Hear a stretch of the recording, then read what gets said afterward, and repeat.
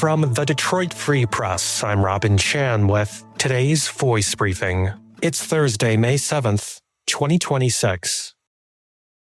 Hi, I'm Arpa Lobo. I cover politics and state government for the Detroit Free Press. Michigan Democrats will hold on to their narrow majority in the state Senate after winning a special election for a district covering parts of Bay, Midland, and Saginaw counties on Tuesday, May 5th. What was less narrow was Democrat Chedrick Green's margin of victory. Unofficial results show Green taking about 58.9% of the vote compared to Republican Jason Tunney's 39.4%. In Michigan, all election results are unofficial until they've been certified by a board of canvassers. The special election was to fill a Senate seat that's been vacant since the start of 2025 after U.S. Rep. Krista McDonald-Rivet, a Democrat, was sworn into Congress early last year.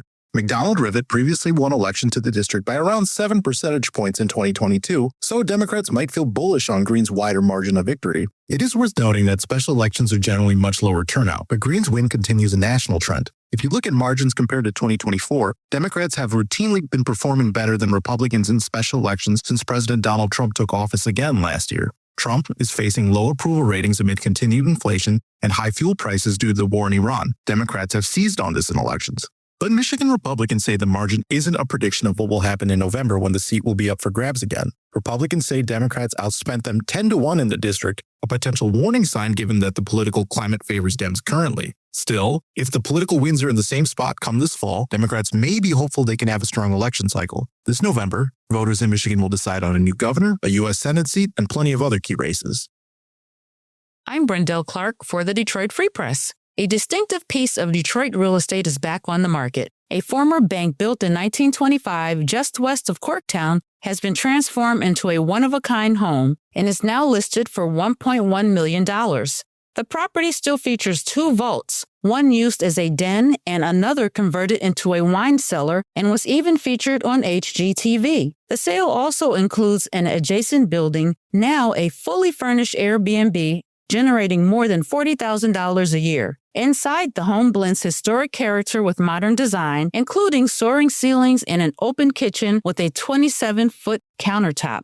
Before becoming a residence, the building operated as an illegal after-hours club, and some of that history remains, with portions of graffiti still visible in the basement, intentionally preserved as a reminder of the building's evolution. The bank house stands out among current listings for its history and design.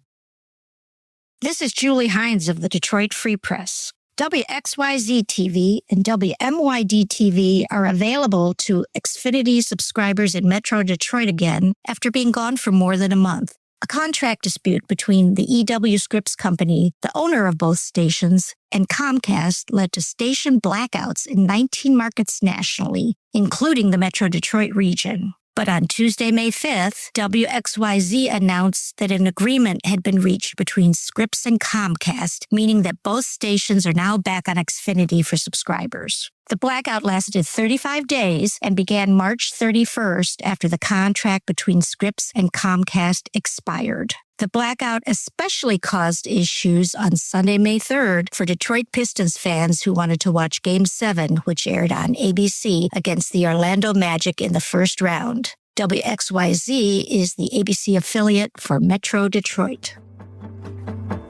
Find more from the Detroit Free Press on freep.com. That's FREEP.com. Thank you for listening, and you'll hear more from us tomorrow.